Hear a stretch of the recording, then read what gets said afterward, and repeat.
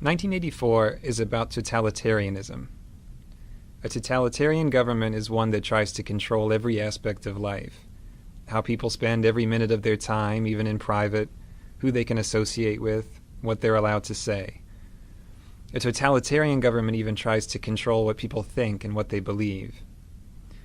George Orwell wrote 1984 in the late 1940s. What he knew about totalitarianism was based on the Soviet Union and Nazi Germany. Those governments had come into being not that long before, and they weren't very well understood yet.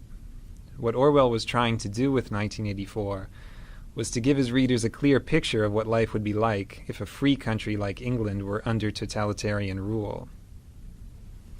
1984 takes place in London. The London in the book is a depressing place. There's never enough to eat, the food's disgusting, there aren't enough clothes or shoes or anything to go around, and the city is pretty dilapidated, except for these giant pyramid-shaped government buildings that rise above the landscape. There's some sort of war going on, though no one really understands what it's about. Rockets frequently explode in the streets and blow people to bits. The worst part is that the government is always watching everything people do. There are these posters of Big Brother, who's supposedly the leader of the government, that say, "Big Brother is watching you." There are thought police who have hidden cameras and microphones literally everywhere. The government can watch you in your home, through your TV screen, and you're not allowed to turn your TV off, ever. There are a lot of things you're not allowed to do in this society, and if you do them, the police might take you away and throw you into a forced labor camp. You're not allowed to have close friends, you're not allowed to be in love, you can't date or have sex with someone you like. You're basically supposed to save all your emotional energy for the party being the government. Then there are things you have to do. You have to watch the government programming on TV, most of its news, some of its exercises. You have to attend pep rallies, including this one called the 2 Minutes Hate. So it's hard to even have time to think your own thoughts, because they're constantly filling your head with propaganda. The main character of 1984 is Winston Smith. He's 39, he has a job in the government, and he lives this horrible, dreary existence without any friends or anyone in his life. At the beginning of the book, he starts writing a diary to talk about how much he hates life in his society, even though writing a diary is one of those things you'd be killed for doing if you were caught. The diary is his place for thinking about his society. It's a place where he tries to imagine if life could possibly be different from the way it is. There's no way for him to know if things were ever different before, because the government has changed all the records of the past and rewritten all the history books. At the beginning of the novel, there are two other people who matter to Winston, and he doesn't even know either of them. One of them is Julia. Julia is this attractive young woman who works in the same building as him. She's some kind of mechanic. Winston basically hates her. He hates her because she's pretty and he can't have her, but he also thinks she's the sort of person who would turn him into the thought police. So he's afraid of her, but also sort of fascinated. The other person he's interested in is this portly guy named O'Brien, who's a member of the inner party. That means he's a boss, much higher up than Winston. Winston should be afraid of this guy, but he gets the sense that O'Brien is intelligent, so he has this yearning to be friends with him. He thinks O'Brien would understand how he feels about life. The book takes a turn one day when Julia slips Winston a note that says, "I love you." This note completely rocks Winston's world. Of course he's interested. He can't wait to get in touch with her.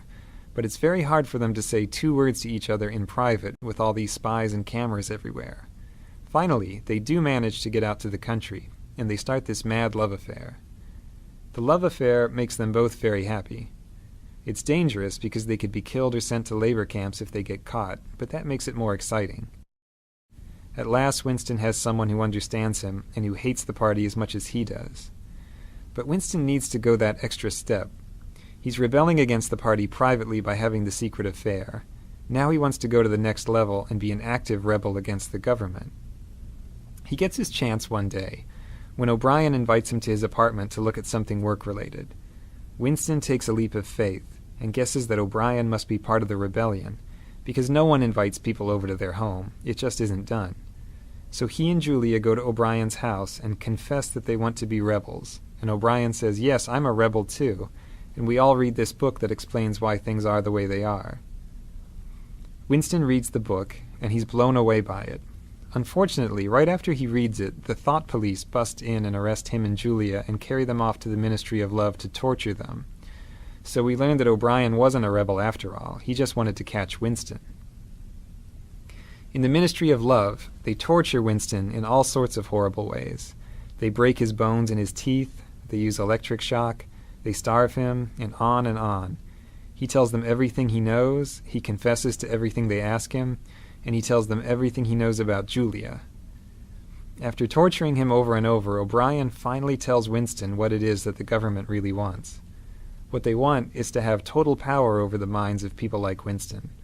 They want people like Winston to say 2 + 2 = 5 and really believe it, not just say it to avoid a beating. For the government, it's purely an exercise in power. They're not trying to control his mind for some other purpose. They just want to exercise total power over people's minds.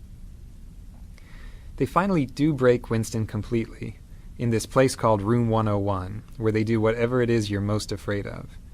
They lock his face into a cage and threaten to let these rats eat their way through his face. He has a phobia of rats, so he loses it and says, "Do it to Julia, not me," which is a complete betrayal of what's most important to him. The government has taken his last shred of integrity. After he does that, they let him and Julia go. The thought police don't care about them anymore. The two of them meet on the outside, but they can't love each other anymore. Winston and Julia are basically broken people after they get out. Winston has changed to the point that he doesn't even want to think about anything that might be rebellious. He just sits in a cafe listening to the news and smiling. The last words of the novel are, "He loved Big Brother." So, one of the points the book makes is that a human being can be broken down completely until he'll believe whatever you tell him, even if it's that 2 + 2 = 5. At the same time, the book has a positive message, which is that it's really hard to get inside someone's head to that extent. The government has to go to incredible lengths to brainwash Winston successfully. For more information about 1984, check out the SparkNote to it on sparknotes.com.